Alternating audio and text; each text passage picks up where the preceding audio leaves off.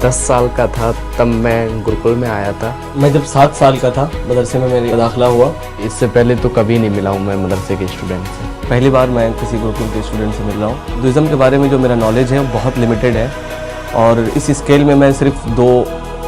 Hello दोस्तों, अस्सलाम वालेकुम। वेलकम टू रिएक्शन कुरी चैनल। दोस्तों, इंसानियत की वीडियोस आपने आज से पहले बहुत सारी देखी होंगी। कहीं पर कोई मुसलमान हिंदू की मदद कर रहा है तो कहीं पर हिंदू भाई मुसलमानों की। पर आज जो वीडियो लेकर आई हूँ उस वीडियो में आप देखोगे 2 इंसान को, जिसमें से एक का नाम है अमन और दूसरे का नाम है कलीम। बता दे, अमन हमारे हिंदू भाई है जो की बचपन से गुरुकुल में पढ़े हैं न्यू दिल्ली के, और दूसरे हमारे कलीम भाई जो की एक मुसलमान है और वो भी बचपन से पढ़े हैं बिहार के एक मदरसा में। अब इन दोनों के बीच में एक इतनी खूबसूरत बातचीत हुई है कि जैसे ये सोशल मीडिया पे अपलोड हुई वीडियो कि एक मदरसा से पढ़ा हुआ इंसान और एक गुरुकुल से पढ़ा हुआ इंसान का जब गुफ्तगू हुआ तो फिर इतनी लाजवाब बात निकल के सामने आई कि जिसे देख हर एक शख्स ने तालियां बजाई। आपने भी यकीनन ये वीडियो कहीं नहीं देखा होगा। मैं ये एक्सक्लूसिव वीडियो लाई हूँ हमारे चैनल में सिर्फ और सिर्फ आप लोगों के लिए, इसीलिए बहुत ज्यादा जरूरी है इस वीडियो को आप देखें भी और हर जगह शेयर भी करें ताकि पता चल सके गुरुकुल से पढ़ा हुआ भाई एक मुसलमान मदरसे से पढ़ा हुआ भाई के सामने आते हैं। ऐसी क्या बात होती है जो मीडिया नहीं दिखाती, और खास तौर पर गोदी मीडिया। तो इस वीडियो को देखिए और हर जगह शेयर कीजिए। 10 साल का था तब मैं गुरुकुल में आया था। मैं जब 7 साल का था मदरसे में मेरा दाखिला हुआ। इससे पहले तो कभी नहीं मिला हूँ मैं मदरसे के स्टूडेंट से। पहली बार मैं किसी गुरुकुल के स्टूडेंट से मिल रहा हूँ। हिंदुइज्म के बारे में जो मेरा नॉलेज है वो बहुत लिमिटेड है और इस स्केल में मैं सिर्फ 2 मार्क्स दे पाऊँगा। मैं तो अपने आप को 2 या 3 ही मार्क्स दूंगा क्योंकि मैं इस्लाम के बारे में इतना नहीं जानता। मैं 10 साल का था तब मैं गुरुकुल में आया था। पहले तो थोड़ा सस्पेंस में था क्योंकि मेरे मम्मी पापा ने यहाँ डाल दिया। मेरे को भी इंग्लिश मीडियम स्कूल में पढ़ाते। मैं भी और बच्चों की तरह रोज घर आता और रोज मम्मी के हाथों से खाना खाता। घर पे एक बार गया तो फिर मैंने मम्मी पापा से जिद की मैं अब दोबारा नहीं जाऊँगा, वहाँ ऐसा है, वहाँ अकेला रहना पड़ता है। उसके बाद फिर मैं मम्मी पापा ने कुछ लालच दिया कि अगर तू वहाँ जाएगा तो मैं फिर ये दिलवाऊंगा। मेरे को चेन पहनने का बहुत शौक है। तो मुझे गोल्ड की चेन दी थी बाद में। वाह। मैं जब 7 साल का था मदरसे में मेरा दाखिला हुआ। अब्बा जो है वो कहते थे कि जो है तुम हिफ्ज कर लो। उसके 30 पार्ट्स होते हैं पूरा कुरान के, तो मैंने 20 पार्ट्स कर लिए थे। तो अब्बा ने कहा कि बेटा पता है तुम्हें घड़ी बहुत पसंद है ना, घड़ी हम तुम्हें देंगे। फिर मैंने दोबारा झोंक दिया अपने आप को और फिर मैंने पूरा कर लिया। सेकेंड थिंग ये है कि आज के टाइम में exactly what are they doing. जब कोई कहता है बात कि मैं गुरुकुल में पढ़ रहा हूँ तो एग्जैक्टली आप कर क्या रहे हैं गुरुकुल में, आप क्या पढ़ रहे हैं? आवश्यकता अपनी आवश्यकता से हीन कर दिया। 6 to 12th मैंने संस्कृत पढ़ी, उसमें व्याकरण, English, Hindi, science, math all subject पढ़े।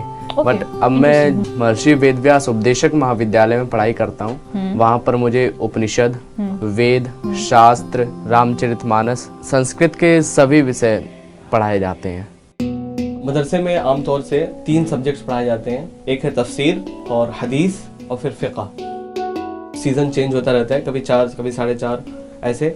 अजान होती है जिसको हम फजर की अजान कहते हैं। सो फजर की अजान के बाद सीधे हम मस्जिद में पहुंचते हैं। हम लोग 4:30 बजे सुबह उठ जाते हैं, तक योग वगैरह करते हैं। 8 बजे से पहले का जो टाइम होता है उसमें हम ब्रेकफास्ट करते हैं। हम लोग यज्ञ करते हैं। 8 बजे से हमारी क्लासेस स्टार्ट हो जाती हैं और ठीक 1:30 बजे तक हमारी क्लासेस होती हैं। 8:30 से लेके 1:30 बजे तक हमारा स्कूल चलता है। स्कूल के बाद हम लोग भोजन करते हैं। फिर 4 से लेके 5 साढ़े 5 तक खेलते हैं।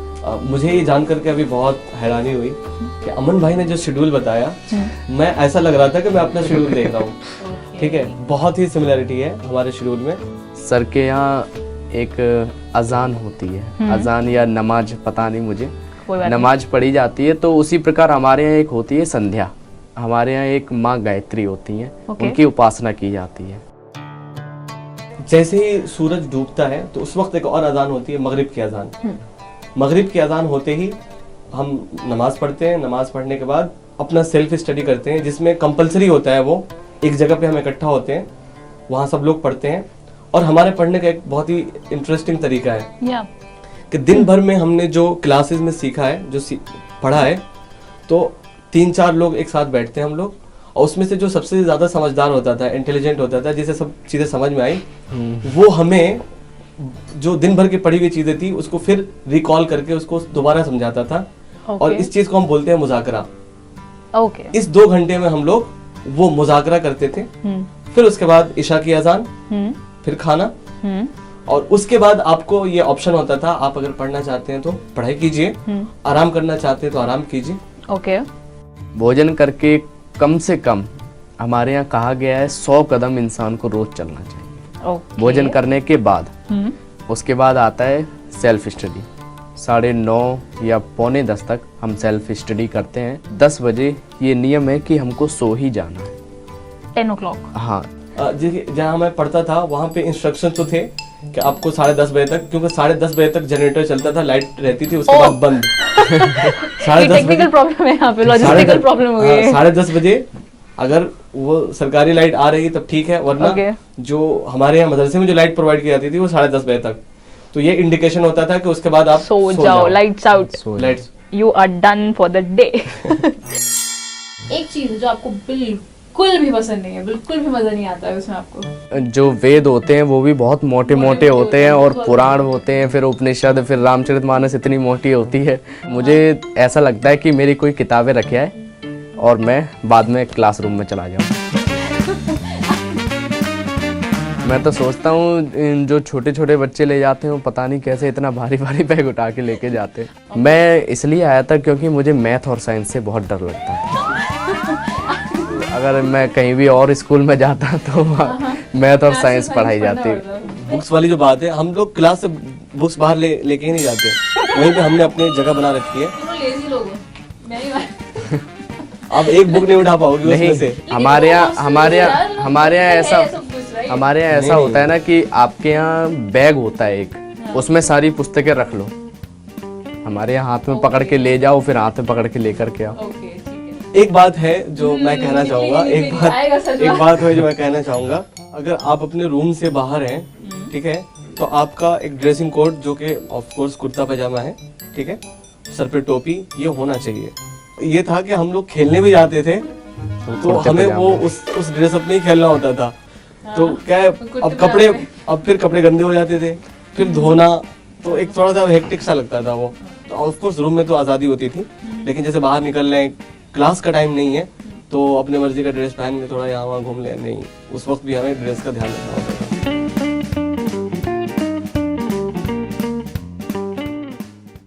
यज्ञ करना मुझे ज़्यादा पसंद लगता है क्योंकि यज्ञ से हमारा जो वातावरण है, जितने बैक्टीरिया होते हैं, कीटाणु होते हैं, वो सारे मर जाते हैं और वातावरण शुद्ध हो जाता है। और भगवान का मुख कहा गया है, अगर किसी भी माध्यम से हम उनको कुछ भी पहुंचाना चाहें तो वो यज्ञ के माध्यम से ही पहुंचा दिया जाता है। जब हम मदरसे में पढ़ते थे, घर से काफ़ी दूर, 500-600 किलोमीटर दूर, उम्र भी ज़्यादा नहीं है, ठीक है, हॉस्टल लाइफ में रह रहे हैं, तो जो हमारे टीचर्स होते थे वो एक प्यार जो वो देते थे, और एक उनके साथ घर पे बुला करके वो खाना खिलाना, और कोई भी दिक्कत हो गई, बीमार पड़ गए तो मतलब पूरा ध्यान रखना, तो ये सारी चीज़ें इतना ज़्यादा है कि आज भी उनसे वो रिश्ता है, और आज भी लगता है कि वो जैसे मेरे माँ बाप जैसे हों।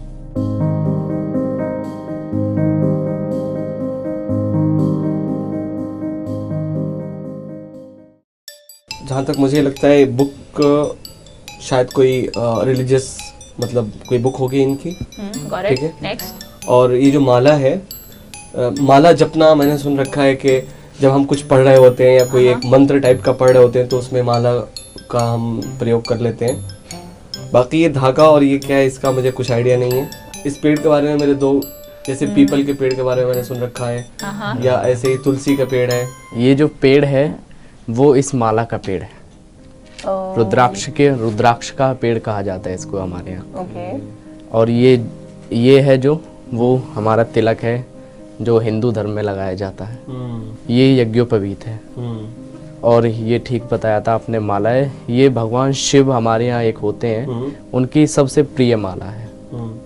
और वो भी आपने ठीक बताया था, ग्रंथ है। If I am not wrong that is जनेऊ, इसी को जनेऊ कहते हैं। हाँ, जनेऊ कहते हैं। ओके, अब टर्न है कलीम की। Aman has to take a guess कि ये चीजें क्या हैं।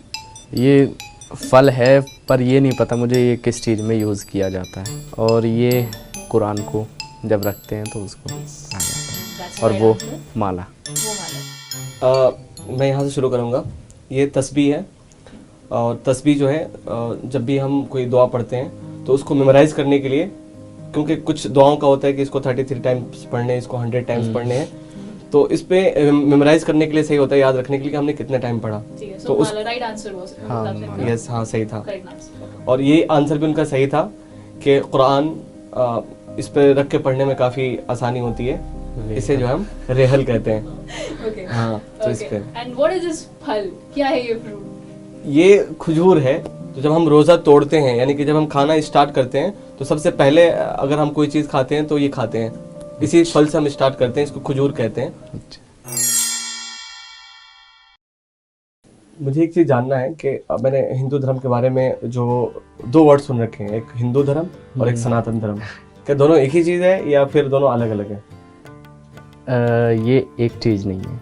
अच्छा, ये हिंदू धर्म नहीं होता है, ये पंथ होता है, या आपकी भाषा में कहें तो मजहब होता है। धर्म होता है तो सनातन धर्म होता है, जो अनादिकाल से चला हुआ आ रहा है। हमारे यहाँ 4 युग कहे गए हैं, द्वापर युग, त्रेता युग, सतयुग और कलयुग। हमारा राम जी हुए, जो कृष्ण जी हुए, इनसे चला हुआ आ रहा है सनातन धर्म। ये जो आप सिर पे टोपी लगाते हैं, ये किस लिए लगाते हैं? इसका कोई कारण या रीज़न? अच्छा सवाल है। ये जो टोपी हम अपने सर पे पहनते हैं, ये कोई रिलीजियस आइडेंटिटी नहीं है, बल्कि ये एक कल्चरल आइडेंटिटी है। ठीक है।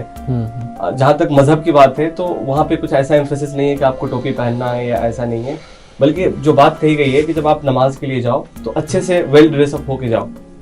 तो जो जैसे प्रोफेट मोहम्मद सल्लल्लाहु अलैहि वसल्लम है, वो जब भी जब मस्जिद में जाते थे या आम तौर पर, तो पगड़ी बांधे रहते थे, सर पे कुछ ना कुछ रहता था उनके।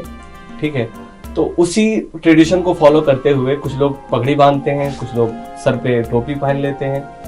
क्योंकि टोपी पहनना आसान होता है, पगड़ी बांधना हमेशा वो उतना आसान नहीं होता है, इसलिए मेरे ख्याल से लोग ज्यादा टोपी पहनना ही पसंद करते हैं। तो ये आप एक्सेप्ट कर सकते हैं। तो मैं आपको एक चीज मुझे समझ में आई आज, हाँ जी, कि सारी चीजें 2 कॉपी हैं, बस नाम अलग है। हाँ। हमारे शास्त्रों में कहा गया है वसुधैव कुटुंबकम। इसका अर्थ ये है कि हमारा जितना भी विश्व है वो सारा परिवार है। परिवार है, बिल्कुल। हमको एक दूसरे से भेद नहीं रखने चाहिए, या सर मुस्लिम है या मैं हिंदू हूँ, इसमें कोई भेद नहीं होता। कुरान की एक आयत है, मैं उससे अपनी बात खत्म करना चाहूँगा। बिस्मिल्लाहिर्रहमानिर्रहीम, वमा अरसलनाका इल्ला रहमतल लिल आलमीन। अल्लाह ने ये कहा कि जब हमने प्रोफेट मोहम्मद सल्लल्लाहु अलैहि वसल्लम को भेजा तो एक कम्युनिटी के लिए नहीं भेजा कि ये सिर्फ एक खास कम्युनिटी के लिए वो गए हैं, बल्कि उनको पूरी दुनिया के लिए, पूरे ब्रह्मांड, सिर्फ दुनिया ही के लिए नहीं बल्कि और भी इसके अलावा जो चीज़ें हैं उन सब के लिए रहमत बना करके भेजा है। तो बात वहीं आकर ख़त्म हो जाती है कि सब एक ही दुनिया के हिस्से हैं, सब एक ही बॉडी के सब पार्ट्स हैं, बाकी हम एक ही हैं, जैसे इन्होंने भी कहा।